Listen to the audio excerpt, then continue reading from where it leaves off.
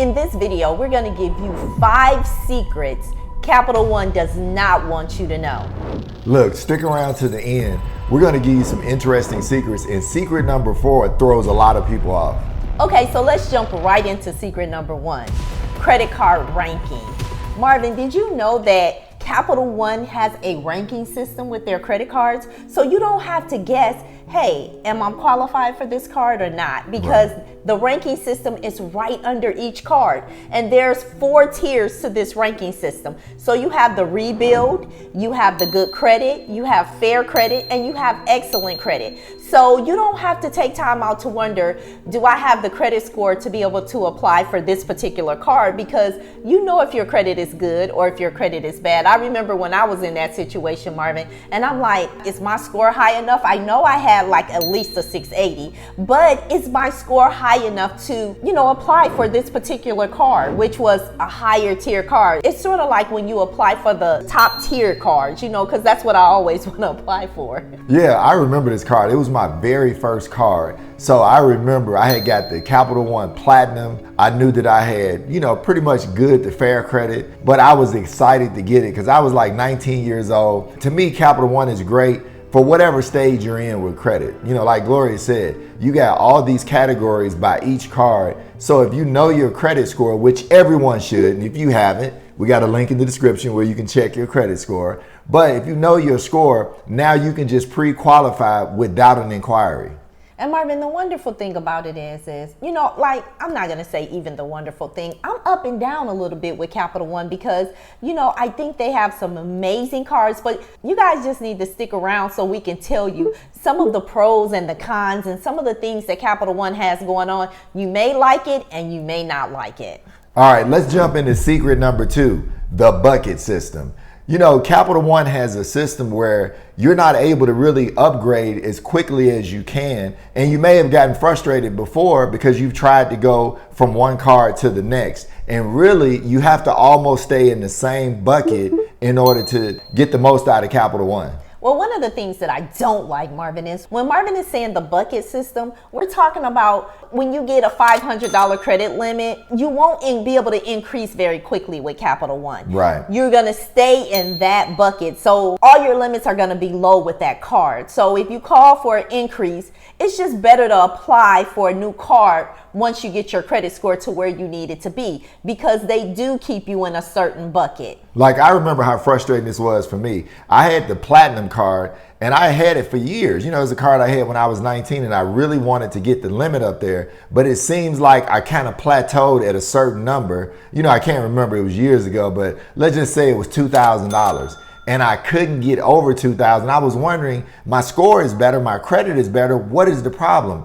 But, we've researched and realized that Capital One has investors that invest in each one of these buckets. So they're not going to let you jump from let's say a fair credit bucket all the way up to an excellent bucket, because now you've messed up the back end of their business with their investors. Yes, Marvin, I really agree with that. But the other thing about Capital One is it's a good way for you to start rebuilding your credit. So you can get put in this bucket to rebuild your credit. So they may give you a $500 credit limit or a $1,000 credit limit, but just know that you won't be able to continue to grow with the particular card. But use it as a building block and then move over to one of their other cards by saying, hey, I'm going to keep this card and I know I can't go anywhere, but it helped me build my credit. It helped me get to where I needed to go. Now you can take that amazing credit and apply for a brand new card and get a higher limit. And just to give a scenario, let's just say you're brand new with credit, you're 21 years old, no credit. Start off with a secured card. That might be the secured Platinum card.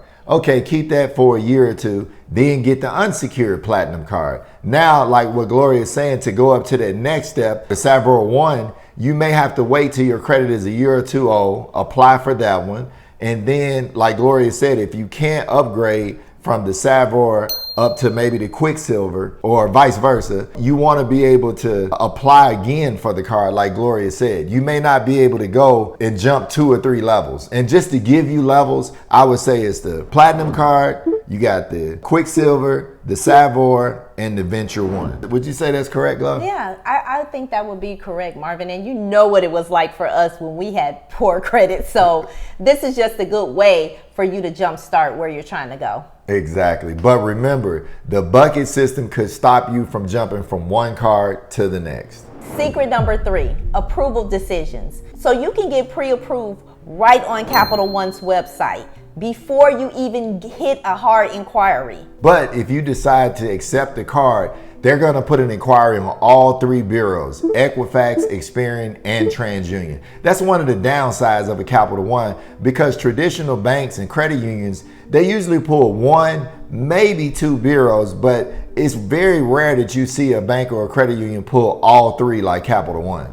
Marvin, based off of your expert opinion, would you get a Capital One card now that you've built your credit up? How do you feel about Capital One? Well, the only one I would really think about getting is the Venture X, because it's very similar to the American Express. So if you got excellent credit, I would go for the Venture X. If you don't have somewhere around a 720 to a 750, then I would get into the good bucket when it comes to their credit cards. So this right here is going to be mind-blowing, Marvin. Did you know that the computer actually makes the decision when you apply for the Capital One card? There's no representative that's behind there looking at your profile saying, hey, let me give Marvin or Gloria an increase. The computer actually does it, and it's based off of the algorithm. So don't think that someone is behind the desk making that decision for you. Only ask for an increase on your credit card every 90 days. Yeah. If you tried to do it sooner, guess what? You're probably going to get denied. That's what happened to me. I thought it was like most credit cards where you could try every 30 days. And I kept trying and I was getting denied when I was younger. Now I've learned wait 90 days.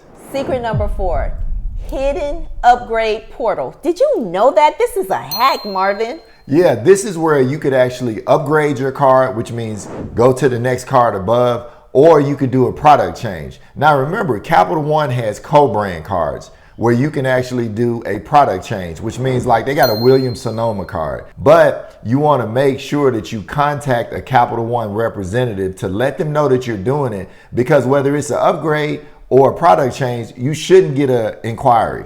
But you have to make sure that you let the representative know that you do not want an inquiry on your credit report. Right. In order to do an upgrade, you need to log into your Capital One app, and then you need to pick the card that you want to change. Now, once you do this, you should be able to see the other cards that you qualify for. Now, when you're trying to use this hack, make sure that you're in good standing with your card and you haven't missed any payments, Marvin. This is really important. And make sure you have a low balance, because we're talking about Capital One gambling on you. And look, maybe even no balance. If you want the best chances to be able to upgrade a card, no lates and no balance. You know, because a lot of people think, well, I'm going to have a 30% or 10%. Capital One, to me, is really hard when it comes to getting upgrades or increases. So how about zero the card out to get your best chances to upgrade? Secret number 5, business cards.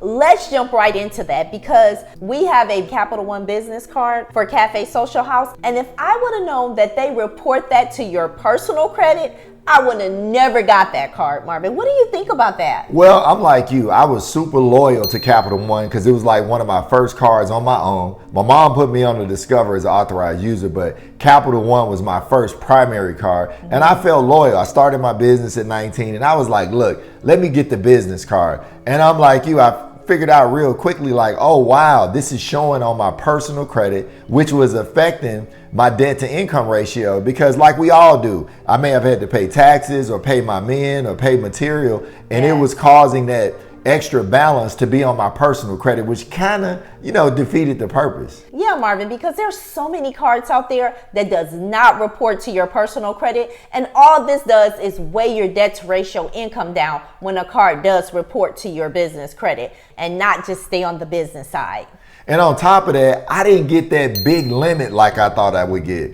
So that kind of disappointed me as well. But I mean, if it's your first business card, I would say go for it, because it'll help you get your business credit started. And one of the things that I love about Capital One, Marvin, is that They have so many products. They have business side. They do commercial lending. You can even open up a personal and a business checking account with Capital One. Capital One has a range of products, so I love that about them, Marvin. Yeah, I have to agree with you. I was a little disappointed by a few things, but I was grateful because it helped me get in the door with both my personal credit and my business credit. And look, while I'm mentioning that, you guys, Gloria and I have helped thousands of businesses raise capital for their business. We have webinars on a weekly basis, and we usually have a challenge once a month. So make sure you check the links in the description below and join us on our next webinar. And then look out for another Capital One video that we'll do. And also, you guys,